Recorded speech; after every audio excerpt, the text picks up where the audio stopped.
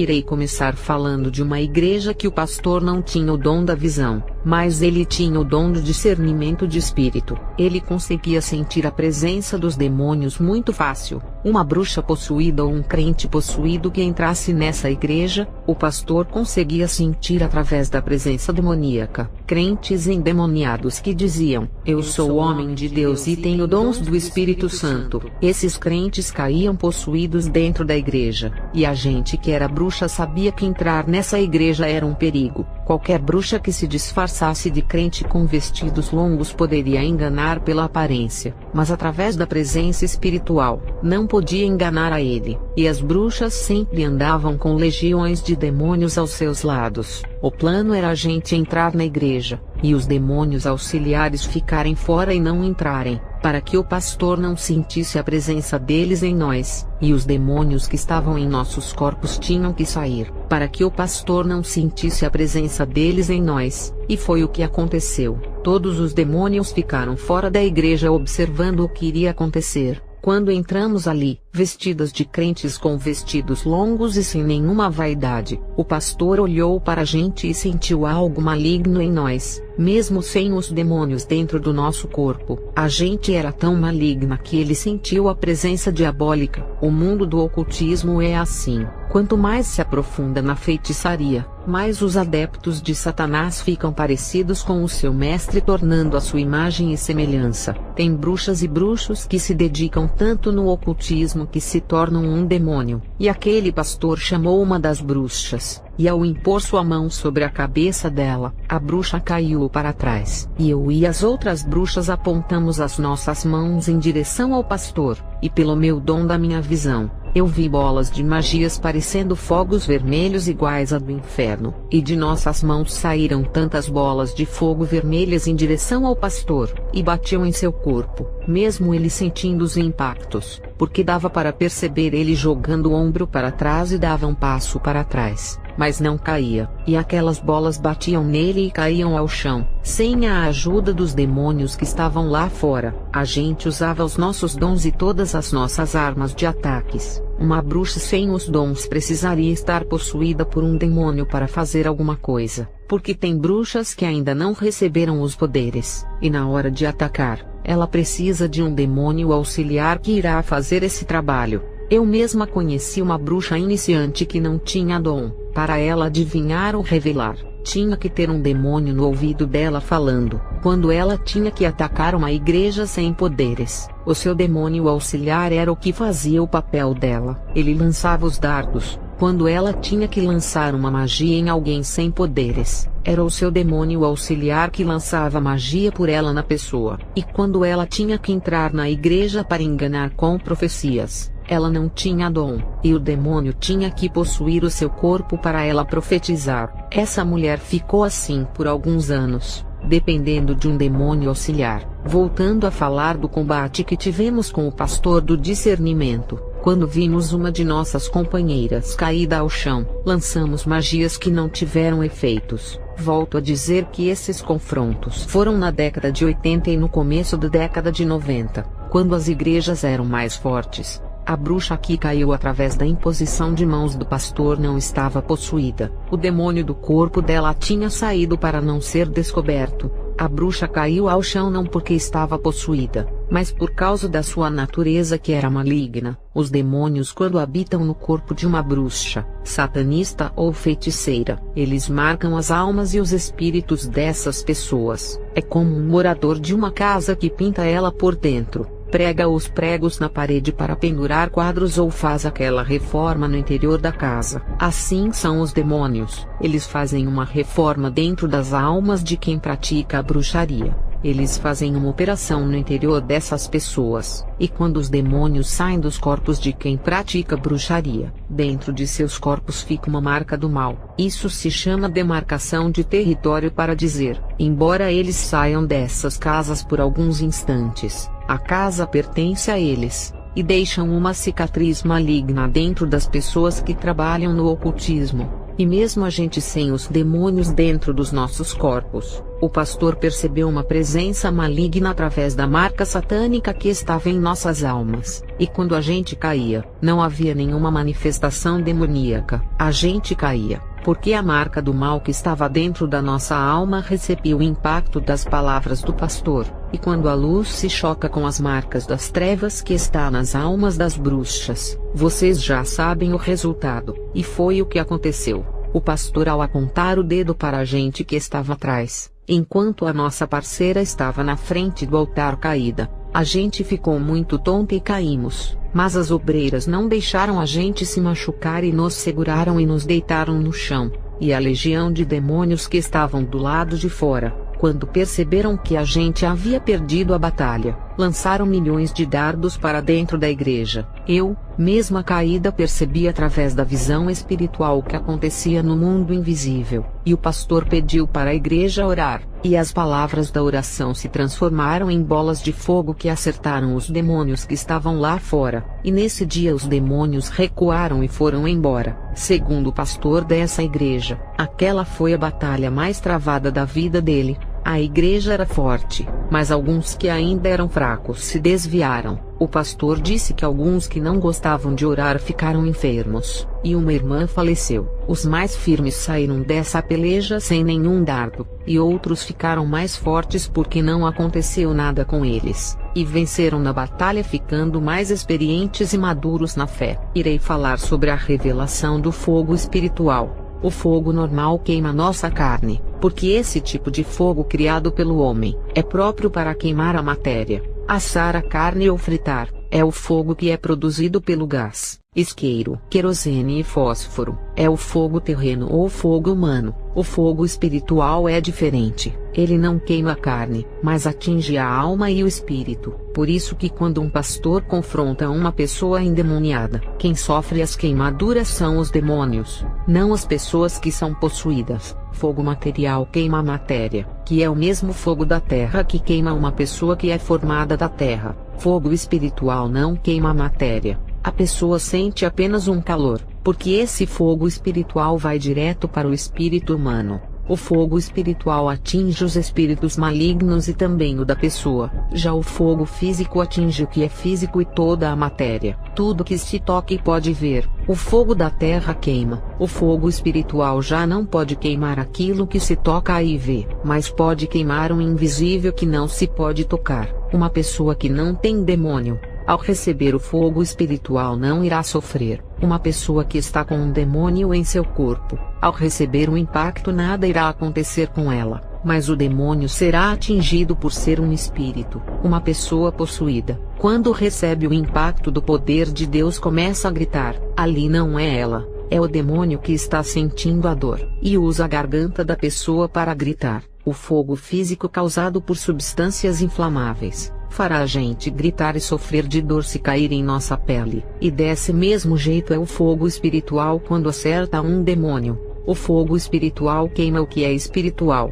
e nunca irá queimar as coisas físicas como madeira, plantas, pessoas e plásticos. Lembre-se da sarça que o fogo o queimava, mas não se consumia. O fogo espiritual não podia queimar a sarça por ser físico. Aquele mesmo fogo que não fez nada com aquela sarça, se jogar em um demônio que é espírito, o deixa ferido. Esse fogo da sarça também não pode machucar uma pessoa. Agora, se jogar o fogo físico produzido pelos homens, o fogo a gás, querosene e álcool, o tecido da pele humana sofre profundas queimaduras, e a carne entra no estado de necrose. O fogo físico destrói a floresta, madeira e qualquer coisa em sua volta. Os humanos até morrem com esse fogo, e o fogo espiritual causa destruição no corpo dos espíritos demoníacos. Esses demônios não morrem por serem eternos. Se não fossem, morreriam. O mesmo fogo da sarça ardente que queimava e não consumia. Esse fogo espiritual tem no inferno que fazem as almas queimarem, e elas não são consumidas por serem eternas. Esse fogo espiritual que queima as almas, é o mesmo fogo que queima os demônios. O fogo espiritual não pode queimar uma pessoa,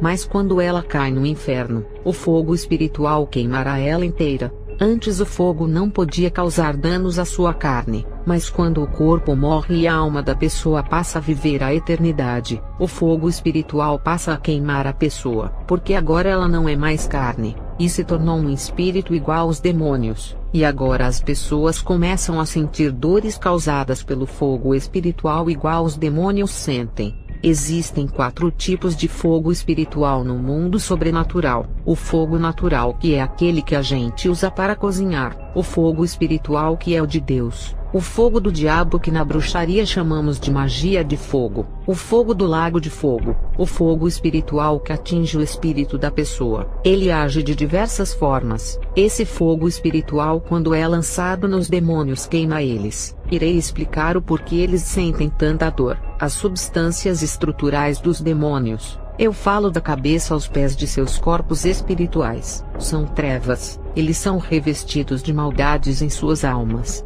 e malignos por inteiro. O pecado e a maldade deles são tão malignos, que para Deus se tornam como feridas abertas que fedem. E o fogo espiritual de Deus é santo. Ele purifica e também destrói. Quando o fogo espiritual de Deus encosta no corpo dos demônios ou acerta eles, é igual ao álcool na ferida aberta que arde. Os pecados dos demônios não têm perdão, e são como feridas abertas em seus espíritos que não se fecham. São feridas que fedem, e quando entram em contato com o fogo de Deus, sentem o ardor. O fogo espiritual de Deus não pode curar essas feridas dos seus pecados, porque não há perdão para esses demônios. Para esses transgressores não há salvação, e suas feridas que não podem fechar são incuráveis. Por isso que o fogo espiritual queima, porque não pode purificar essas feridas malignas que são seladas eternamente para condenação. A mesma coisa são as almas no inferno. Elas morreram em seus pecados que não foram perdoados. Pecados não perdoados se tornam feridas abertas, e o fogo espiritual queima essas chagas pecaminosas igual ao álcool na ferida. Jesus morreu na cruz,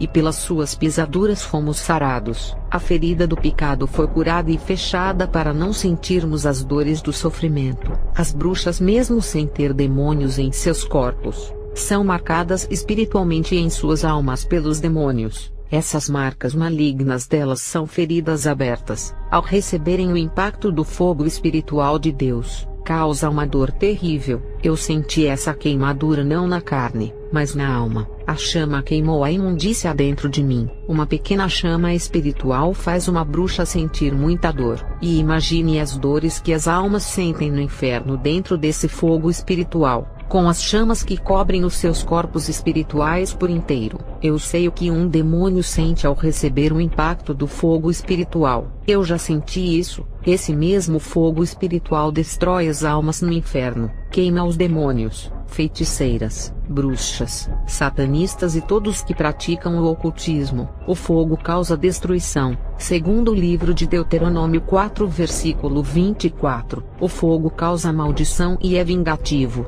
Está escrito em Juízes 9 versículo 20, o fogo traz castigos aos perversos. Segundo o livro de Salmos 11 versículo 6, o fogo é a ira de Deus. Segundo o livro de Salmos 78 versículo 21, as bruxas e os demônios já receberam o impacto do fogo espiritual em seus corpos que ardem muito, parecendo que o fogo está irado, e esse fogo castiga muito quem vai para o inferno. Esse fogo espiritual tem outro tipo de efeito nas almas dos ímpios que se arrependem. O fogo purifica os que desejam servir a Deus. No livro de 1 Pedro 1 versículo 7, no livro de Romanos 12 versículo 20 diz isso, que aqueles que derem comida e matarem a sede dos seus inimigos, brasas de fogo amontoarão sobre as suas cabeças. Esse fogo espiritual destrói as almas condenadas do inferno, mas purifica as almas dos crentes. Esse fogo queima os demônios e seus agentes, mas batiza os crentes. Para alguns o fogo é punidor, mas para outros traz benefícios. O outro fogo que existe, é aquele que pode queimar tanto a matéria quanto o espírito, e se chama o fogo do juízo final. É o fogo da segunda morte do lago de fogo. O fogo espiritual que acabei de revelar, só queima os demônios que são espíritos, as almas no inferno que são espíritos. e os espíritos dos bruxos que mexem com as coisas das trevas. O fogo natural é o da terra que usamos. Ele queima carne, madeira, florestas, plásticos e outros materiais inflamáveis. O fogo da segunda morte queima todas essas matérias terrenas e ainda queima os espíritos. E esse fogo vai ser inaugurado no juízo final, quando as almas recuperarem os seus corpos, ficando completas em suas totalidades, que é o corpo, alma e espírito, e todos serão completos com os seus corpos imortais e eternos. Ou seja, corpo, alma e espírito das pessoas serão lançados no lago de fogo. Esse fogo da segunda morte causará dor na alma, na carne e no espírito, enquanto o fogo espiritual só queima o espírito e não queima a carne. O fogo da segunda morte queimará tanto a carne como o espírito. Até hoje, ninguém experimentou desse fogo, que é o pior de todos, porque esse fogo tem mais capacidade de consumir os humanos. Irei explicar. As almas condenadas irão ressuscitar. Os seus corpos não serão glorificados, mas serão corpos normais de quando estavam vivos na terra. Porém, imortais eles serão, para sentirem os danos da segunda morte em suas carnes, e também na alma e no espírito. O fogo espiritual do inferno não pode causar dano na carne, e aflige só o espírito da pessoa. Já o fogo natural queima a nossa carne aqui na terra, mas não queima o nosso espírito. O fogo da segunda morte vai fazer a mesma função do fogo espiritual e do fogo carnal, que é o fogo material da terra. Os demônios conseguem circular no inferno, e por mais quente que o lugar seja, eles resistem o fogo, mas não resistirão o calor do lago de fogo. Os demônios resistem ao fogo do inferno, porque é um lugar de prisão somente para as almas e não para eles. E por serem mais fracas, as almas dessas pessoas sofrem com o calor do inferno, mas a prisão que está guardada para esses demônios, eles não poderão caminhar igual fazem no inferno e não poderão resistir o calor desse lago. O lago de fogo irá queimar os corpos vivos, só que a carne da pessoa não poderá virar cinzas iguais na cremação. E o fogo da segunda morte desse lago queimará a carne e o espírito junto com a alma. Satanás é espírito, e não é carne, e será atormentado por esse fogo do juízo final. A morte é espírito, e também será atormentada por esse fogo. O falso profeta e o anticristo serão de carne e também vão ser atormentados pelo mesmo fogo. O falso profeta e o anticristo não serão espíritos, mas pessoas humanas que cairão vivos lá dentro. Os mortos ressuscitados serão corpos humanos de pessoas, e suas carnes irão ser queimadas no lago de fogo, independente de serem carnes que são os ressuscitados ou somente espíritos que são os demônios. Esse fogo do juízo de Deus queima qualquer coisa. Ele é o mais terrível de todos. O Deus poderoso é o único que cria um fogo tão terrível que pode atingir a matéria e o espírito ao mesmo tempo. Na passagem de Elias, quando ele fez o altar, o fogo caiu do céu e lambeu toda a água que estava no rego do altar. O nosso fogo natural, ao entrar em contato com a água, se apaga. O fogo espiritual, que é invisível, não pode secar aquela água do altar por não poder tocar nela. Somente um fogo especial que pode secar a água, e não se apagar. O mesmo Deus que cria um fogo assim, fez um lago de fogo capaz de causar os piores tormentos tanto na carne quanto no espírito. Olha o fogo da sarça ardente. Esse fogo não consumia aquela planta.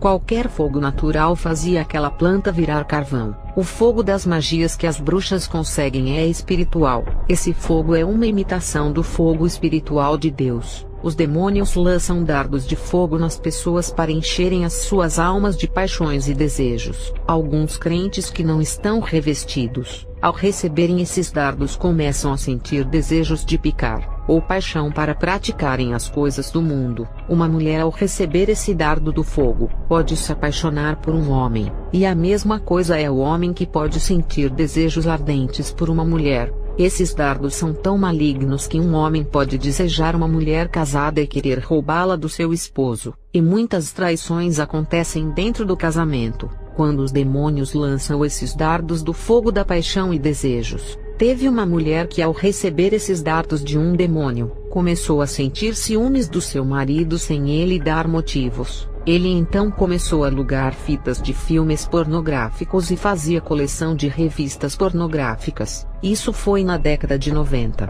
Imagine hoje com a igreja bem enfraquecida. Hoje o povo tem acesso mais fácil à pornografia por meio da internet. As bruxas enviavam muitos demônios para lançarem os seus dardos de fogo da paixão em algumas igrejas que incomodavam os seus planos. Esses dardos de fogos malignos podem criar desejos entre dois homens, como pode fazer uma pessoa sentir atração sexual por qualquer animal. Teve um caso em que um homem comprou uma boneca inflável para satisfazer os seus desejos. Ele não sentia mais prazer de ter uma mulher, só gostava de bonecas plásticas. Uma bruxa maldosa lançou um dardo do fogo para ele ter desejos sexuais por bonecas. Se naquele tempo aconteciam essas coisas, hoje está pior. Não foram os demônios que se fortaleceram, mas as igrejas que se enfraqueceram. Os demônios com os dardos de fogo inflamáveis ainda fazem essas maldades. E hoje em dia, o número de divórcio aumentou, porque o povo não busca como antigamente e não vivem esses dardos de fogo maligno. As bruxas, quando aumentam os seus níveis espirituais na magia, conseguem lançar eles. Quando eu era bruxa, recebi essa magia, e lançava dardos de fogo através das mãos. Esses dardos de fogo são invisíveis e mexem com a sensualidade. As bruxas que receberam essas magias do fogo curavam até pessoas enfermas. Então, quem recebia o fogo da magia podia causar desejos e paixões nas pessoas, e também curá-las de doenças que os médicos diziam não ter cura. A magia do fogo dava muita energia para as bruxas fazerem o que quisessem, e ainda dava autoridade. A bruxa que recebesse a magia do fogo expulsava até demônios, e domava-os para os seus propósitos. Os demônios chefes davam ordens para os demônios menores na hierarquia obedecerem às bruxas que conseguissem receber a magia do fogo. Como é que as bruxas conseguiam essa magia? Elas faziam uma lareira dentro da casa ou no quintal da casa. Algumas acendiam o fogo da churrasqueira, ou um buraco cavado no chão para fazer fogo. Podia fazer um cercado de tijolo ou pedras no quintal, para fazer fogo em um canteiro limpo. As áreas desertas são ótimas para praticar a magia. São vários fogos e fogueiras grandes que elas faziam em seus rituais. Os lugares tinham que ser limpo e seco. Não podia ser úmido. Pedaços de madeira e combustíveis para acender a fogueira eram essenciais. Os fogos em formas de círculo mágico ou em hexagrama. Velas vermelhas eram usadas nas pontas do hexagrama em tempo quente no verão, e as manifestações quando eram fortes. As velas se apagavam e o fogo também, e depois de alguns minutos, as velas se acendiam e o fogo também. Alguns incensos eram usados, dependendo do ritual do fogo. Esse ritual do fogo dava os dons de adivinhações para as bruxas e poder de encantamento. As bruxas podiam comunicar-se com os mortos através do fogo. As bruxas também creem que podem se comunicar com os mortos, e que eles ficam vagando pela terra. Até as bruxas são enganadas pelos demônios que servem. A comunicação que as bruxas tinham com os mortos, na verdade eram os demônios se passando pelas pessoas que morreram. As bruxas, quando atingem um nível alto,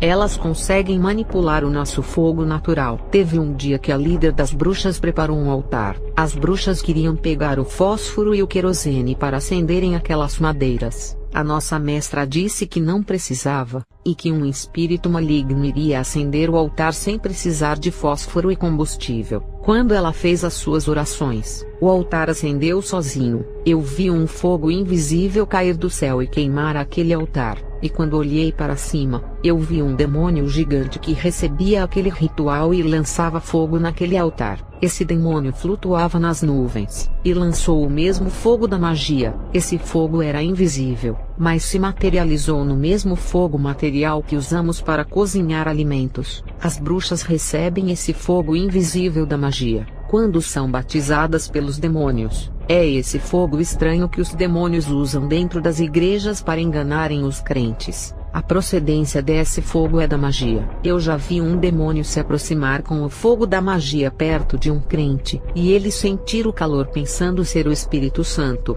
e as igrejas sem conserto com Deus. As igrejas do mundo que não querem renunciar o mundo e o seu pastor, não pregam a verdade. Os demônios lançam essas chamas malignas nesses crentes do mundo, e o povo começa a rodar, saltar e tem muito pula-pula. Outros não aguentam e caem no poder dessa chama, falam em línguas estranhas e profetizam. Esse é o falso movimento do poder e o falso Pentecoste, esse mesmo fogo que os crentes sem Deus sentem. Na magia é o mesmo que as bruxas sentem e recebe os seus poderes. O que me entristece é ver os crentes da minha vila dizerem assim: o seu testemunho não tem base bíblica. Onde está na Bíblia essas coisas? O meu testemunho não está na Bíblia porque é revelação do ocultismo. Se a Bíblia revelasse essas coisas não seria sagrada, mas um livro de bruxaria. Do mesmo modo que as palavras da Bíblia se cumprem na terra e outras ainda irão se cumprir, o Manual das Bruxas é um livro que também se cumpre no mundo espiritual,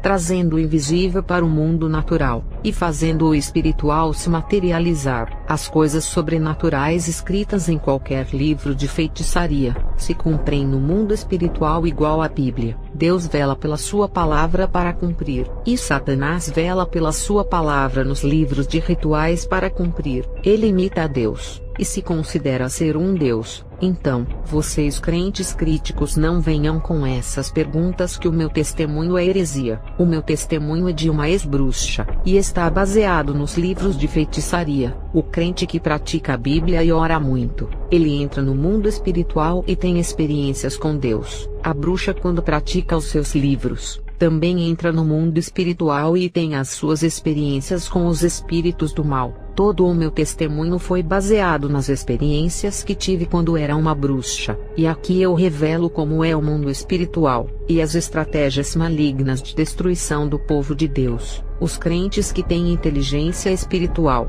ao ouvirem um testemunho desses, irão vigiar e orar mais, se santificar e buscar revestimento para não serem enganados. E os críticos, ao ouvirem esse testemunho, não irão se preparar, e irão zombar se achando sabe tudo. Esses crentes críticos nunca foram bruxos e não entendem o mundo do ocultismo, e querem dar opiniões se é heresia ou não. O fato da Bíblia não revelar, os livros de bruxaria revelam, o que assegura a veracidade. Não é porque a Bíblia não revela que possa ser mentira, até porque a Bíblia não tem prazer de revelar os planos do diabo, mas o propósito da palavra de Deus é a salvação e a santidade, para que o povo venha morar no céu. Os críticos nem sabem o que é o mundo espiritual, nunca tiveram experiências nem com Deus e muito menos com os demônios igual às bruxas. Esses críticos se acham os superiores, mas quando eu era bruxa, me unia com as outras, e quando vi um deles criticar o ocultismo e menosprezar, a gente não fazia magias para levarmos eles à sua queda porque já estavam caídos, e não havia como derrubar quem já estava no chão.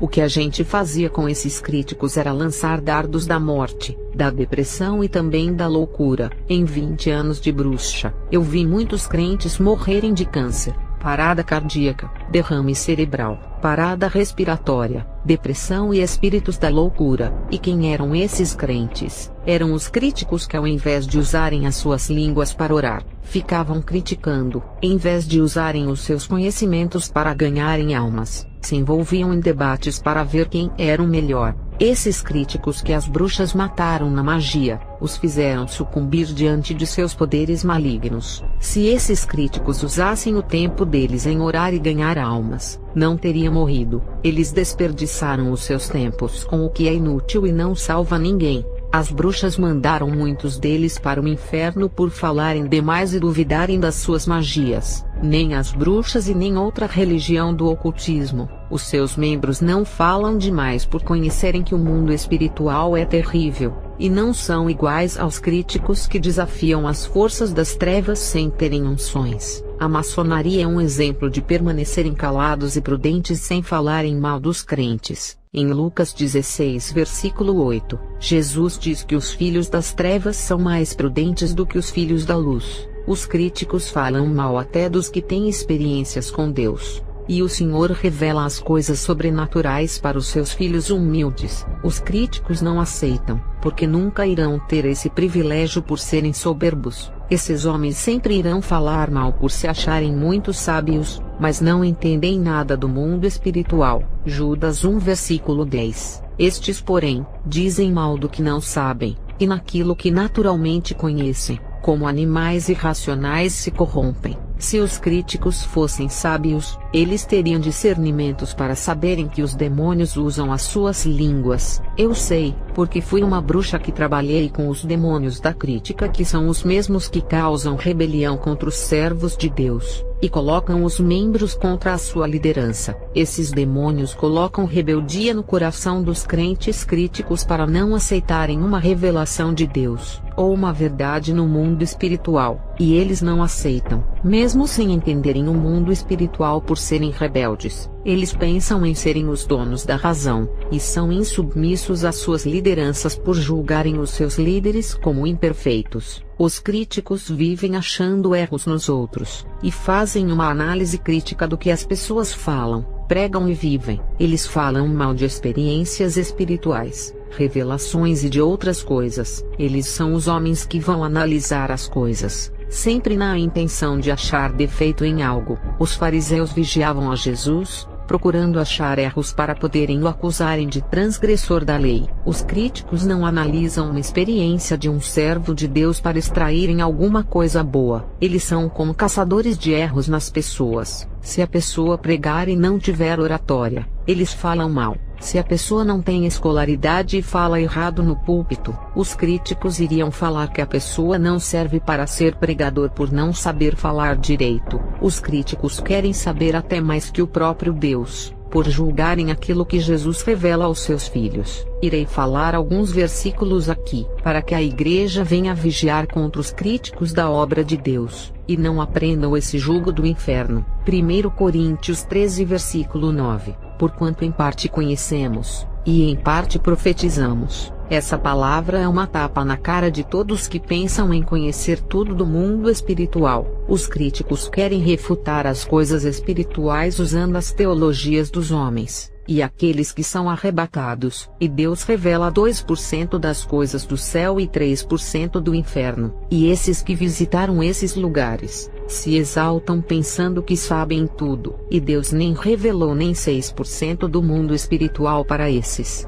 1 Coríntios 8 versículo 2. A pessoa que imagina conhecer alguma coisa, ainda não tem a sabedoria que necessita. No livro de Jó 11 versículos 7 e 8. Poderás descobrir as profundezas de Deus, poderás desvendar a perfeição do Todo-Poderoso. Jó 26 versículo 14. E isso tudo representa apenas mínima parte de todo o seu poder e das maravilhas de suas obras. Um suave sussurro é o que ouvimos de Deus. Todavia, quem será capaz de compreender o trovão e a luz do seu poder? Salmos 40 versículo 5. Ó Senhor, quantas maravilhas tens realizado, bem como teus desígnios. Quisera eu poder proclamá-los e pregá-los todos, mas são por demais numerosos. Salmos 139 versículo 6. Tal conhecimento é para mim demasiado maravilhoso, tão elevado o seu poder que não posso compreender totalmente. Esse versículo ensina que mesmo Deus revelando as suas maravilhas que são tão elevadas, que mesmo vendo não conseguimos compreender totalmente.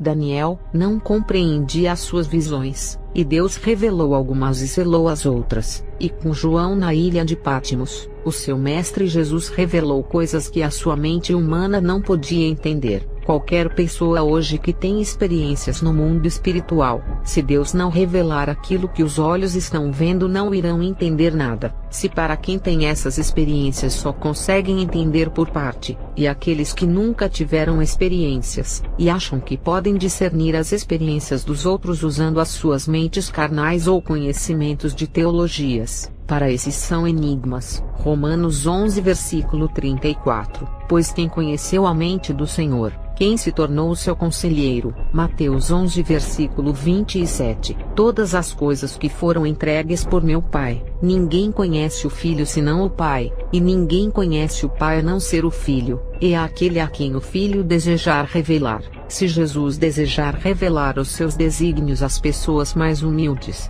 quem sou eu para criticar as revelações que essa pessoa recebeu? Quem é o mundo para questionar o que Deus revelou? E se Deus revela para os seus filhos de suas maravilhas, são apenas uma pequena partícula do sobrenatural. O nosso conhecimento não está preparado para receber tanta informação do mundo espiritual. A nossa mente é pequena demais, e tem um limite para obter o conhecimento espiritual. A mente humana não suporta as revelações da eternidade que são numerosas e infinitas. 1 João 3 versículo 2. Amados, somos filhos de Deus e ainda não se manifestou o que havemos de ser. Quando ele se manifestar, seremos semelhantes a Jesus e o veremos como ele é. Quando esse dia chegar, nós seremos semelhantes a Jesus, e havemos de ser uma pessoa com o corpo transformado em glória e eternos. A nossa mente transformada com o arrebatamento, terá capacidade para receber todo o conhecimento de Deus, do céu e do inferno,